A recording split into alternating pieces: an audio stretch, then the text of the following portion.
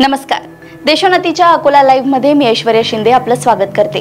वंचित आघाडीचे राष्ट्रीय अध्यक्ष प्रकाश आंबेडकर यांनी सोमवार दिनांक 11 मार्च रोजी एका पत्रकार परिषदेत केंद्र सरकारवर संविधान बदलण्याचा घाट रचत असल्याचा घणाघाती आरोप केलाय.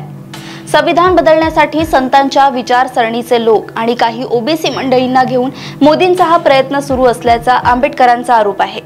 असे झाले तर हे अराजकतेला आमंत्रण देणारे असेल. संपूर्ण भारत देशाची अर्थव्यवस्था 7 ते 8 उद्योजकांच्या घशात घालण्यासाठी सरकार सतत प्रयत्न करीत आहे. केंद्र शासनाने मोठ्या प्रमाणात खासगीकरण केल्यामुळे येणाऱ्या काळात राजकीय आणि सामाजिक अराजकता मोठ्या प्रमाणात वाढणार आहे. त्याला आर्थिक स्वरूपात उत्तर देण्याचे काम हे उद्योजक करतील आणि त्यावेळी भारतीय राज्य व्यवस्था या उद्योजकांच्या हातात गेल्याशिवाय राहणार नाही, असा इशारा आंबेडकरांनी दिलाय.